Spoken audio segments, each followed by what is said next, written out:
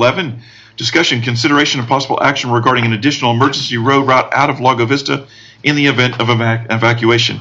And I've got Councilor Saum, who Thank you, Mayor. asked for this item.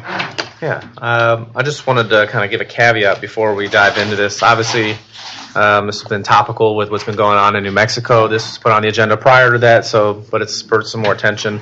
But one thing I did want to clear up is what this discussion is and what it is not. So I'll just read what I wrote real quick. Purpose of this agenda item is just about a discussion on what egress routes there are, or there can/should the city help create any of these new egress routes or ensure that an existing egress route should be maintained and who should maintain them. While we have that discussion, I'll make it clear my understanding that we will make an official designation of any one emergency route out of town has been made very clear to me, and I think we were all aware of this prior, but just to say it for the public, every emergency situation is different. If an evacuation is called, local emergency personnel will give you instructions and direct people where to go. Nobody should ever assume that any one route is going to be available. But I think Mr. Liebel made a good point to me earlier today. It's kind of like if you're on an airplane, when they're giving you the instructions, they tell you there's all these different exits. Knowing where your exits are is definitely good, but don't just count on one of them. It's just the local personnel are going to tell you where you should go. But we are hearing from enough citizens that they're concerned. I think that we, as a council and elected officials, owe it to them to have that conversation about whether we have enough options for the community here in an emergency management situation, and for our emergency management coordinator, who is Chief Donnie Norman, to utilize that in their planning, which we know that there is plenty of planning going. We're not trying to step on any toes here, and we understand that. So I'll just lay out again what the discussion is not. We're not amending or drafting any current emergency management plan, as City Council does not have any purview of that. We're simply asking, what could we do to assist and help in this planning? And also, just by having this discussion, I think there's robust conversation and public education. We can't assume that everybody knows all the government lingo that we do, that people know what an emergency management coordinator is, that they know in an emergency how those decisions are made. So just having the discussion, I think, is relevant, and to get people thinking about it, because, what I did hear from citizens is, you get decision fog, or you get scared in the moment when there are emergencies. People come to an intersection, they don't know which way they should go, and those are the things that make life or death decisions. So to think about it beforehand, to have some preparedness, I think is relevant. I think to just have these conversations helps people with that. So that's my layout for what this agenda item is and what it isn't. I do want to thank Adam Lewis, who brought this to me. So this was a citizen-led initiative. I forwarded it to the mayor. I think he agreed it was worth having the discussion. So really want to thank Adam, who works with CERT and Firewise, for bringing this to us, and I look forward to this conversation. Excellent. Comments, questions from staff? Staff, council. Apologize. Mr. I had a couple. If I could. Cool. Could we or should we be looking at trying to create more routes out? Do y'all feel that we need more egress routes? And if so, is there something that as a city we could be doing to help you, or can the county, or should we be asking developers to help with that? Would it be helpful in the overall plan? Councilor, I'll take some notes on that. That'd really be one more for our emergency management coordinator, which is Chief Norman.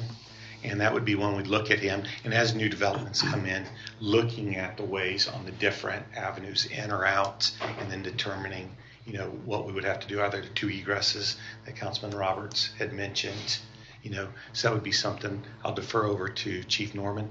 Okay. I'll make a note to him and see. But a lot of it now, I think, with us having a little bit more partnership with the city, with the fire inspection, doing the plans review, that's something that we're going to look at. There was something that came up, another incident that came up. We were able to go out, we looked up NFPA to see if we could assist with some different parking in a certain area. Well, what we learned was, with the roads only being the 20 feet wide, that would limit. And then with being so close to a stop sign, so close to a fire hydrant, and in this incident, so close to a fire station, on how far you had to be away from the entrance. And if it was on the other side of the road, it had to be a little bit even further as well. Okay.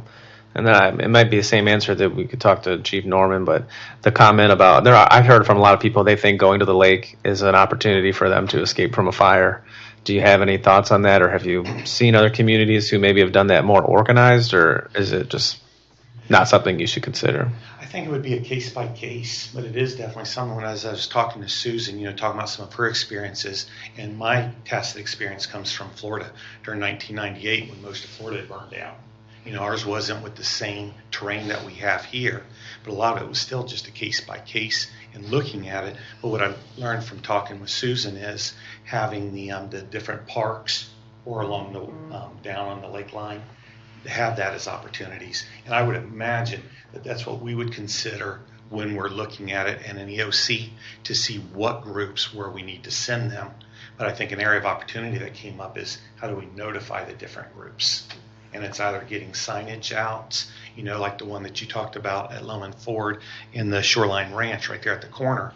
Anybody coming up from Loman Ford would not, at one point, could potentially have not been able to pass us. We were able to keep all the apparatus off to the side, and we were able to keep it on just the strip right there in the right of way.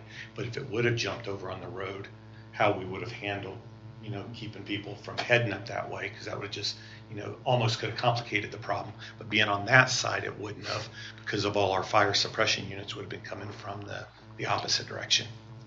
I think my last comment would be then is just to calm public fears, because I hear a lot about people maybe think that we're not doing a lot of planning. But there is the Travis County basic plan that's out there, and people maybe read that and they don't see a lot of detail.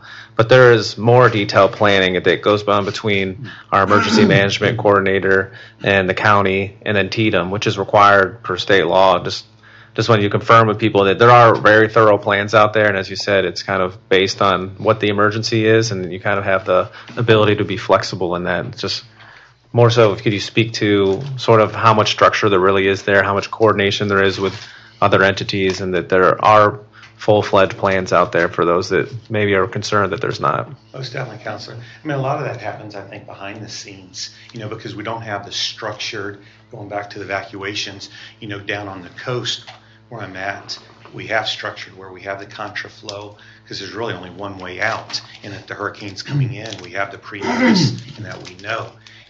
Having such a unique situation that we have here. So a lot of it is happening, but it's happening more in the background. We also have an emergency management deputy, which is Greg Johnson. So he does really a lot more of it. Chief Norman is, as our fire chief and as the EMC, he's also our chief financial officer and our CEO for the ESD. So he oversees almost the span of control. My role is in personnel as the chief of staff. We have someone over administration, and then such as Greg is over emergency management. So a lot of what Greg's doing is meeting with the county, seeing where we fit into the plans. Last year when we had the frozen spell, or the year before, I was working with TxDOT and building those relationships that are going on. And just some of it, again, I may have just reiterated it, the maps in there is going to determine on which type of incident we're having, on how we're going to attempt to mitigate it, and then go into the recovery operations after that. Thank you. Yes. I guess, yeah, Mayor, for one, I just want to say I appreciate you allowing this to come to the agenda and so quickly. I think it's important, like we said. I thought one thing I thought was good to bring out that was in the Travis County basic plan that I thought was fitting. It said at the end of the planning assumptions, it said government resources alone are not enough. And I think that's important for everyone to remember, that while we do rely heavily on our ESD and we rely heavily on our PD and others, that won't be enough in any sort of disaster. So it's what we do ourselves as citizens that will help determine how you come out of these situations. And so you should be thinking a lot about it. And with that in mind, as we are a government resource, I just ask my fellow council members to be creative and think about what is it we could do to support the ESD responsibly to help increase public education.